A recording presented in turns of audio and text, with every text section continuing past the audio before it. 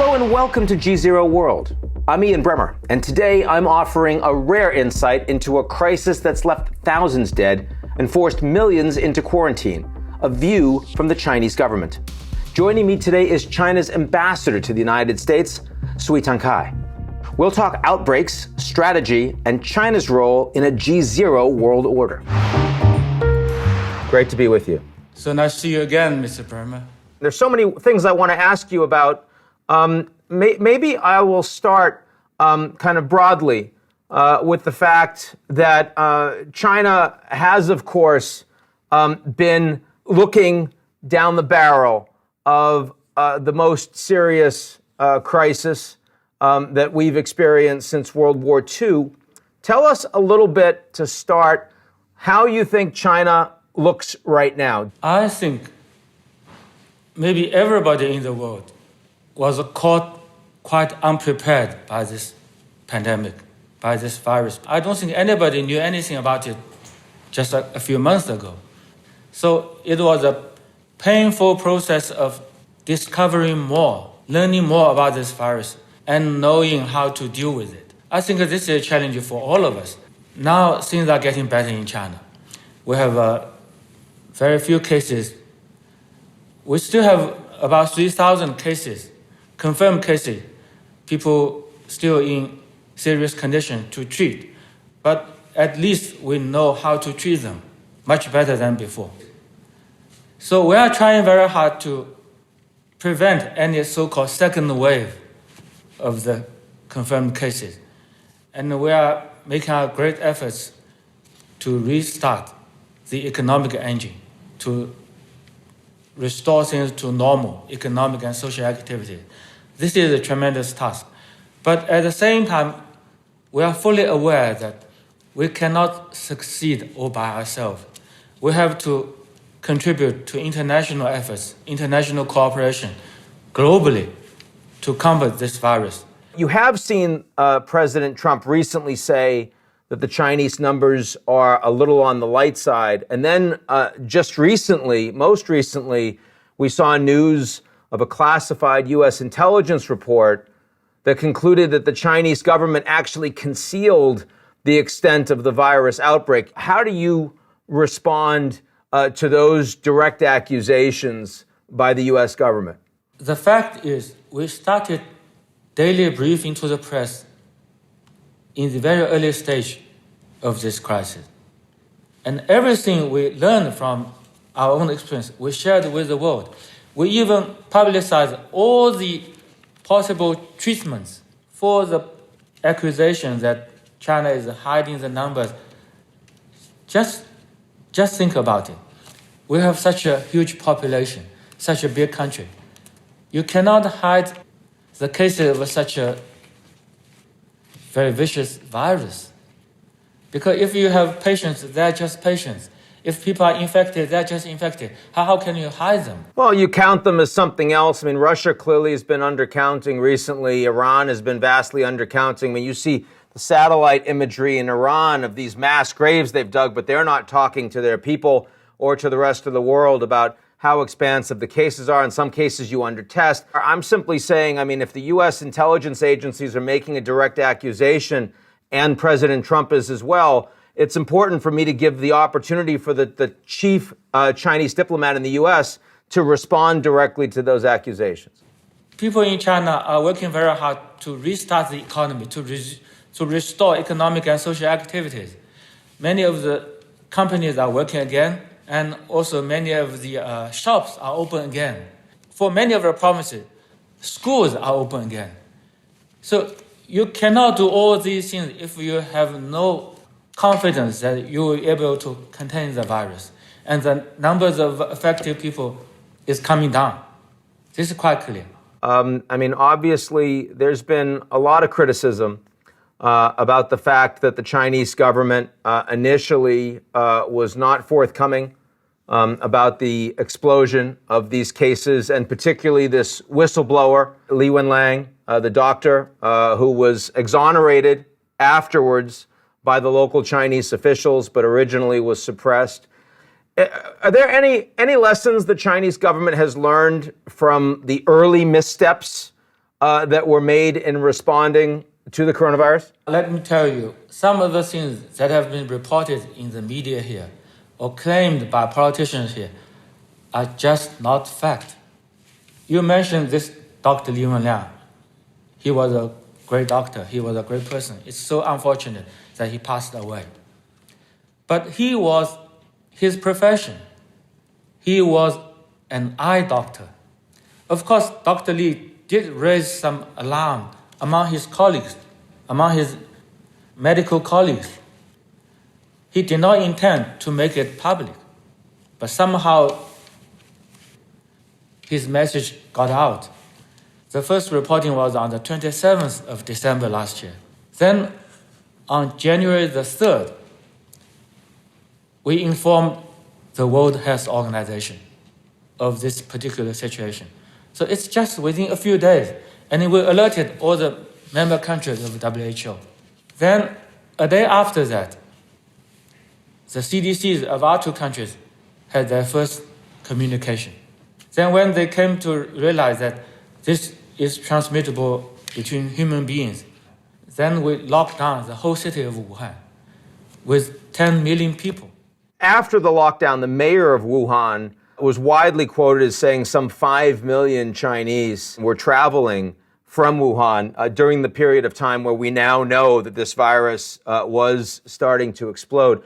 Do we know anything about either where they've gone or how many of them have returned at this point? Well, first of all, I don't have the exact number because I was not there. Secondly, even a large number of people left Wuhan before the lockdown.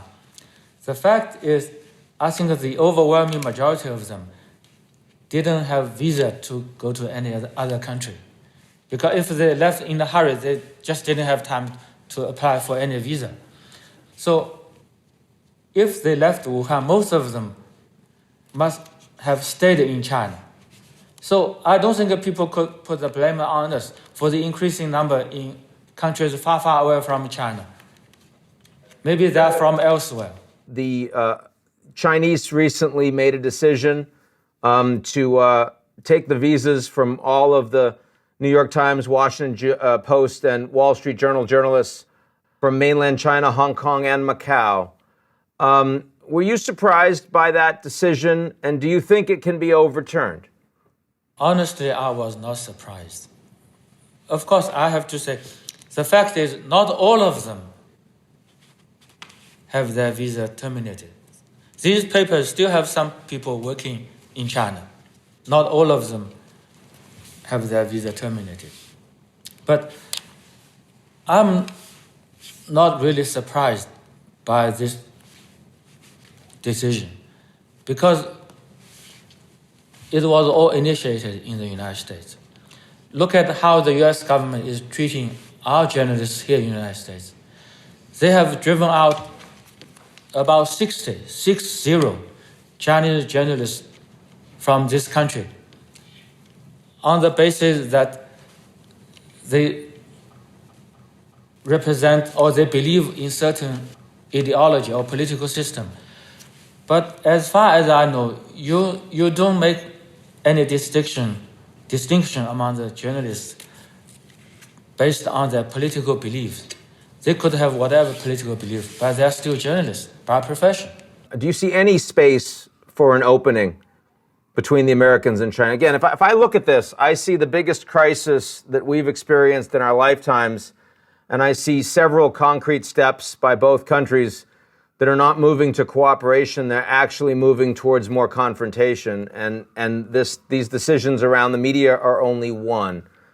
Do you see any concrete steps that I'm perhaps not seeing that imply that the countries are coming together more? I certainly don't want to see any escalation of tensions between our two countries anytime, but especially at this critical moment. I certainly want to see any further deterioration of relations, and I'm doing my best to prevent this from happening.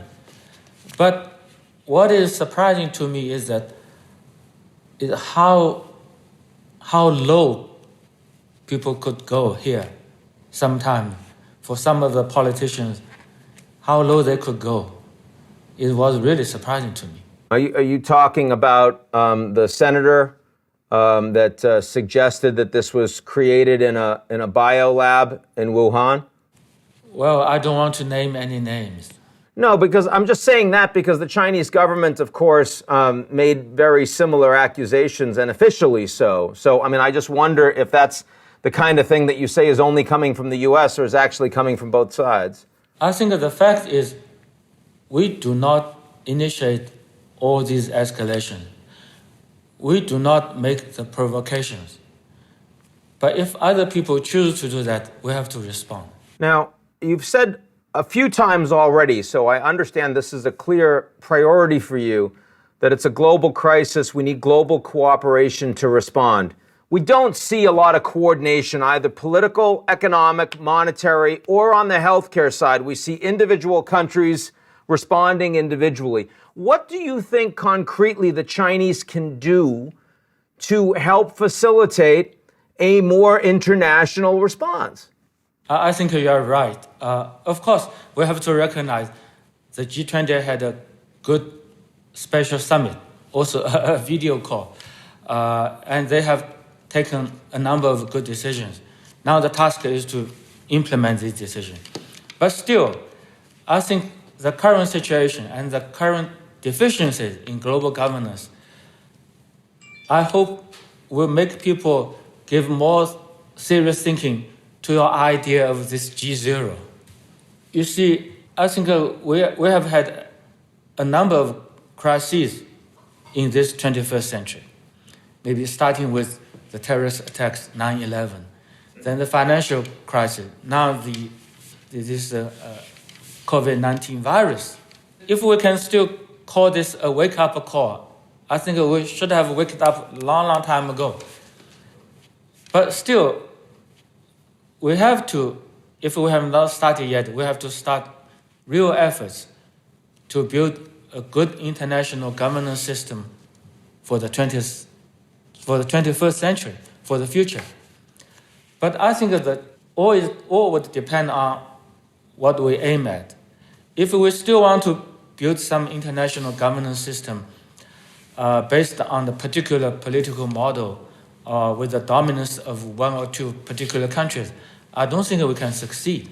So, Ambassador, when you, I understand your point very well, and when you say that existing institutions, if they're dominated by one or two countries, are not going to work as effectively, are you talking specifically about, say, the Bretton Woods institutions, the IMF, the World Bank, the WTO? Is that what you're referring to? Well, I think to be fair, all these institutions are making their best efforts to reform and to improve, to catch up with the tremendous changes going on in the world. For instance, since the financial crisis in 2008, the World Bank, IMF, have had major reforms about their quota system, about how they respond to their member states' needs. I think that they are making good efforts. Even at the recent G20 summit, these institutions are offering their contribution. They are ready to play their due role. Of course, we have to encourage them to do more. I guess what I'm asking is we look ahead 3 years, 5 years' time, and as you're saying that some of these institutions that have been dominated by one or two countries are not going to be adequate for the task, which is a pretty direct statement, do you think that these institutions reformed will become adequate, or do you think it's more likely that we need new architecture, some of which will come from China, some of which will come from other places? What's the direction that you think we're more likely heading of those two? Well, honestly, I think if all these institutions, if these existing institutions can respond to the needs and aspirations of its member states. When I say member states, it's not just a few of them, but their entire membership. If these institutions can respond in a timely and effective manner, then they can have good reforms. They could make themselves better able to perform their function. If they fail to do that, that might force the member countries to think about the possibility of setting up new structures. But I do hope that we can carry out reform with the existing institutions, just make them better. Do you think, obviously we see coming out of this crisis, China's economy is rebounding the fastest. China's critical for the distribution of medical supplies and personnel. Do you see China playing a fundamentally different role on the global stage? Do you see China emerging as a global leader in a way that it hasn't before on the back of this crisis? And if you do, is that an intentional strategy? Do you see this as more of a reactive response, or do you see this as the desire of the Chinese government to say this is the moment when China should lead? Well, if we could have our own preference, we certainly don't want to see this moment, because this is a huge crisis for all of us. So what is driving us, what is driving our action right now is our understanding that we are all part of the community. We have to help others, because nobody could be safe if others are still threatened. We have a clear understanding of this. So we are doing our best to help others, just to save lives.